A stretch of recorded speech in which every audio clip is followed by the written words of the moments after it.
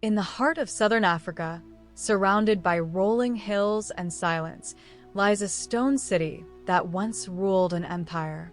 A city so advanced that early European explorers refused to believe Africans could have built it. This is Great Zimbabwe, a medieval metropolis whose origins are still debated today. And according to Wikipedia and UNESCO, Great Zimbabwe was once the capital of a kingdom stretching across modern-day Zimbabwe, Mozambique, and Botswana, controlling trade networks that reached the Middle East and China. But the deeper you look, the stranger it gets. Because the builders of Great Zimbabwe left no written records, no founding story, no clear explanation of why the city was suddenly abandoned. And halfway through this episode, there's a twist that completely changes how we understand this lost civilization. In the late 1800s, European explorers reached the site and were stunned by what they saw. Massive stone walls rising more than 11 meters high, passageways built with precision, towers constructed without mortar, every stone fitting perfectly with the next. According to National Geographic, the Great Enclosure, the largest ancient structure in sub-Saharan Africa, used more than 1 million granite blocks. But early explorers made a mistake that would haunt archaeology for decades.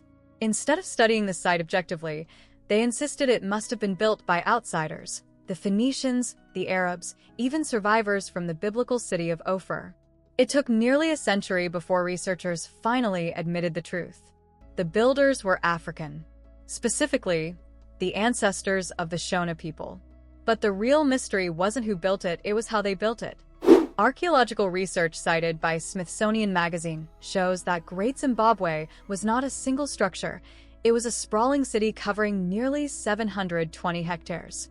It contained palaces, workshops, royal compounds, religious centers, elite housing, complex water systems, and it dominated a massive trade network.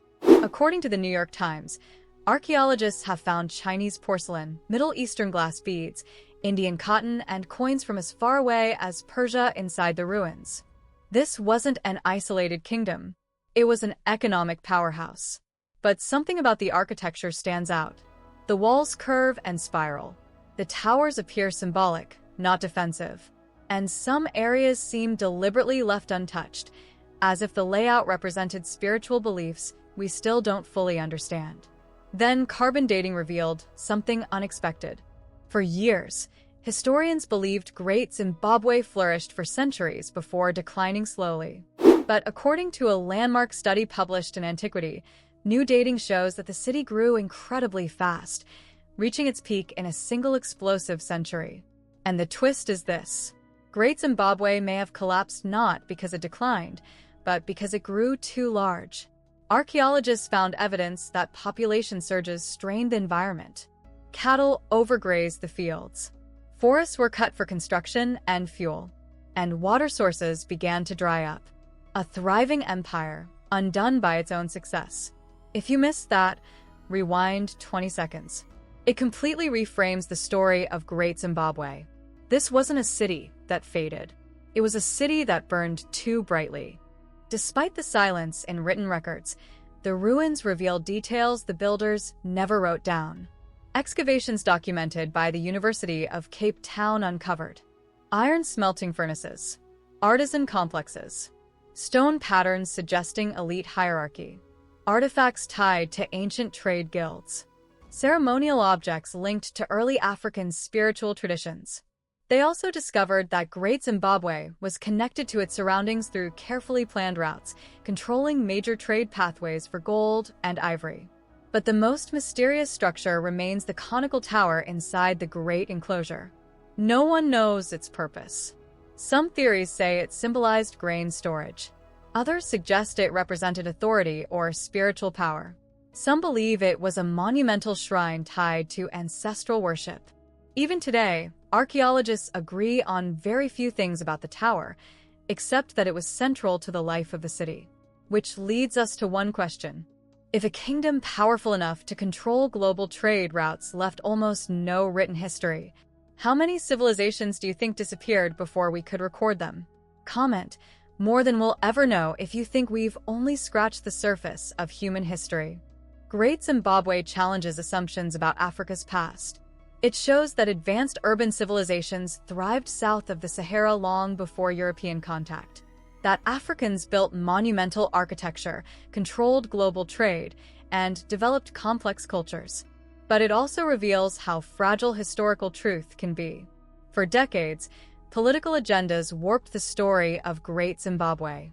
The achievements of its builders were ignored, debated, and dismissed. Only recently, thanks to archaeological work, UNESCO recognition, and updated studies, has Great Zimbabwe begun to reclaim its place in world history. And yet, the biggest questions remain unanswered. Why did the people leave? Where did they go? And what knowledge disappeared with them? The stones remain, but the voices behind them are lost to time. Great Zimbabwe is a reminder that history is never simple. Empires rise quickly, collapse suddenly, and leave behind mysteries that resist easy answers.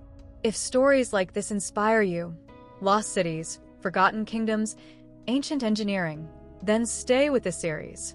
Not for numbers, but to be part of a community exploring the chapters of history most textbooks ignore.